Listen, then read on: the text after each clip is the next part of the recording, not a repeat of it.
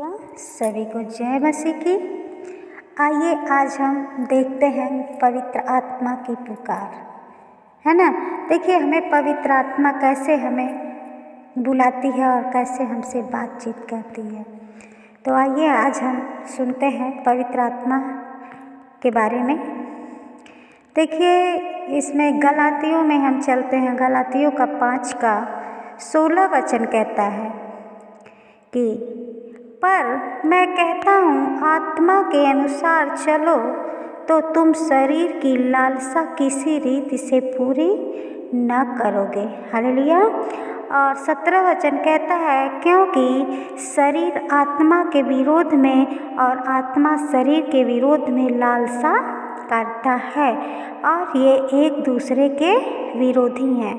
क्या है? आत्मा जो है शरीर की विरोधी है और शरीर जो क्या है आत्मा का विरोधी है। शरीर तो हर एक अभिलाषाओं को सोचता है कि मैं ये सुख कर लूँ वो सुख कर लूँ, लेकिन जो हमारी आत्मा कहती है ना, हमें अपने आत्मा की सुनना है ना।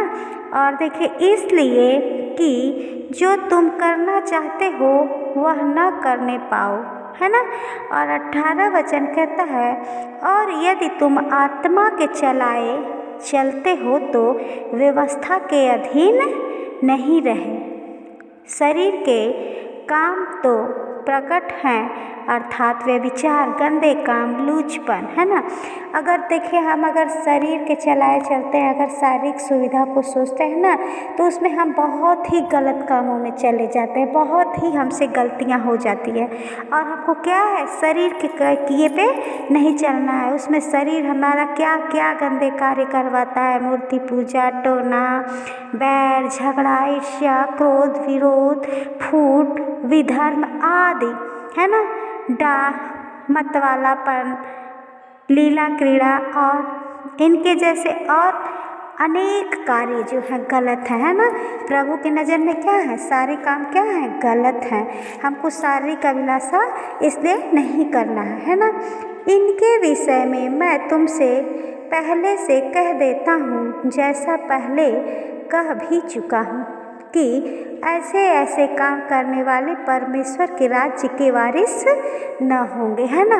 देखिए जो शरीर की अभिलाषाओं में चलते हैं, शरीर की मतलब कल्पना करते हैं, शरीर की मानते हैं, तो क्या है ऐसे लोग क्या है हमारे प्रभु परमेश्वर के राज्य के वारिस नहीं होंगे, है ना।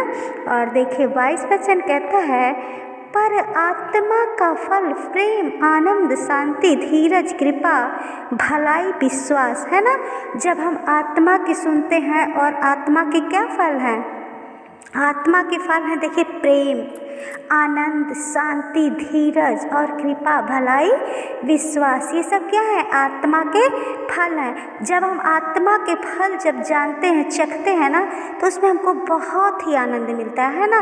देखिए हमको अपने दुश्मन से भी क्या है प्रेम में रहना है, और जब हम प्रेम में आते हैं ना तो हमको आनंद भी मिलता है, शांति भी मिलता है, और हमको किसी भी चीज़ को, किसी भी काम को लेकर क्या है हड़बड़ाना नहीं है।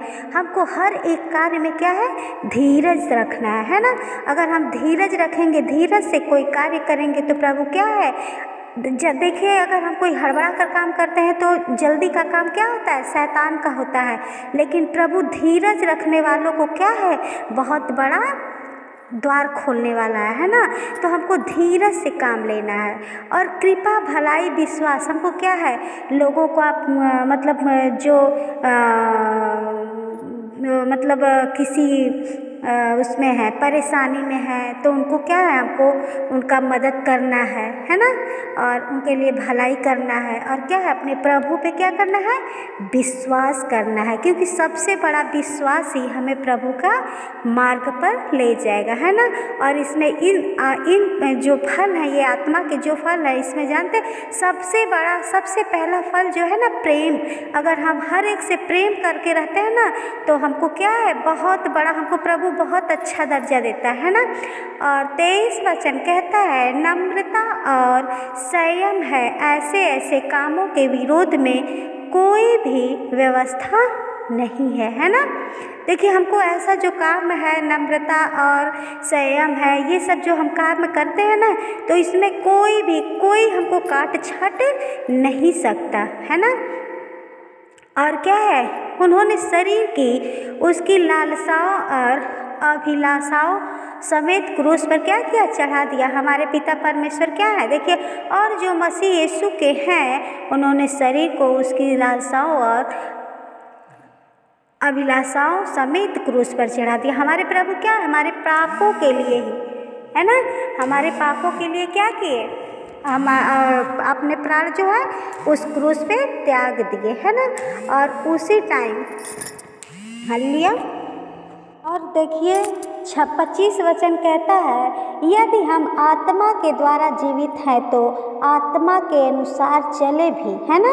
अगर हम आत्मा क्या है, अगर हमारे अंदर से आत्मा निकल जाएगी तो क्या हम जीवित रहेंगे, नहीं रहेंगे। इसलिए अगर प्रभु हमें जो आत्मा दिया है, हमें इसके अनुसार चलना चाहिए, अपने आत्मा की ही सुनना चाहिए, है ना। क्योंकि अगर हम आत्मा के अनुसार चलेंगे, आत्मा में है, जीवित है, तो क्या है, हमको अपने आत्मा के अनुसार ही क्या है, चलना है ना। हम घमंडी होकर न एक दूसरे को छोड़े और न एक दूसरे से डाह करें। हालेलुया।